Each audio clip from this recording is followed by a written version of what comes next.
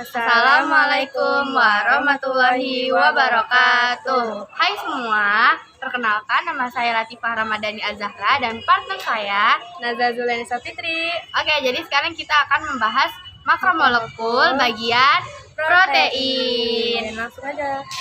Guys, jadi yang pertama itu kalian tahu nggak sih definisi protein itu apa? Nah, bakal aku jelasin ya. Definisi protein itu adalah nutrisi yang berperan besar dalam menyusun hampir semua sel tubuh termasuk tulang, otot, paru-paru, rambut, hingga kulit. Protein juga termasuk makromolekul yang terdiri dari rantai asam amino. Jadi ada 7 jenis protein. Yang pertama ada protein enzim, contohnya amilase. Yang kedua ada protein hormon, contohnya insulin. Yang ketiga ada protein struktural, contohnya keratin.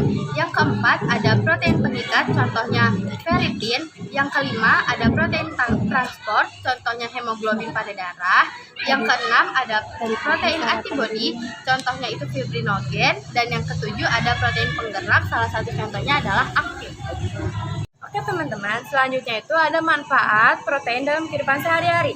Yang pertama itu ada menjaga massa dan kekuatan otot. Yang kedua ada menjaga keseimbangan jalan tubuh. Yang ketiga itu menjaga kesehatan tulang. Yang keempat menjaga kekebalan tubuh. Dan yang kelima menjaga kebugaran tubuh. Selanjutnya ada dampak kelebihan dari mengkonsumsi protein itu sendiri. Jadi yang pertama itu dapat meningkatkan resiko penyakit kanker. Yang kedua berat badan menjadi naik atau nantinya akan menjadi obesitas. Yang ketiga memicu penyakit jantung. Yang keempat dehidrasi atau kekurangan cairan. Dan yang kelima perut itu menjadi diare dan juga semberi. Oke, selanjutnya itu ada dampak kekurangan mengkonsumsi protein bagi tubuh. Nah, yang pertama itu ada rambut rontok. Yang kedua, kemampuan berpikir itu menurun. Yang ketiga, kualitas tidur yang buruk. Yang keempat, sistem imun yang buruk. Dan yang terakhir, kehilangan massa otot. Oke, terus ada penyakit dari kelebihan mengkonsumsi protein itu sendiri. Yang pertama ada ketosis atau bau pada mulut. Yang kedua ada kerusakan ginjal. Yang ketiga ada amiloidosis. Dan yang keempat ada encephalopati hepatika. Nah, ternyata kekurangan protein juga bisa menimbulkan penyakit. Nah, penyakit itu apa aja sih? Yang pertama ada kwashiorkor. Yang kedua itu ada marasmus. Yang ketiga ada kekurangan gizi. Yang keempat sembab.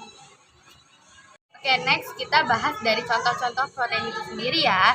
Jadi yang pertama itu ada protein hewani atau yang berasal dari hewan-hewan. Jadi yang pertama itu ada daging, yang kedua ada telur, dan yang ketiga ada susu. Terus ada protein nabati yang berasal dari tumbuh-tumbuhan atau sayuran juga. Nah contohnya itu ada kacang-kacangan, biji-bijian, sayur-sayuran, dan juga tempe dan tahu. Oke, cukup sekian video pembelajaran dari kita berdua. Nah, aku punya pantun loh teman-teman. Yang cakep ya. Ya. Dikulum-kulum, dikunyah-kunyah. Terima kasih semuanya.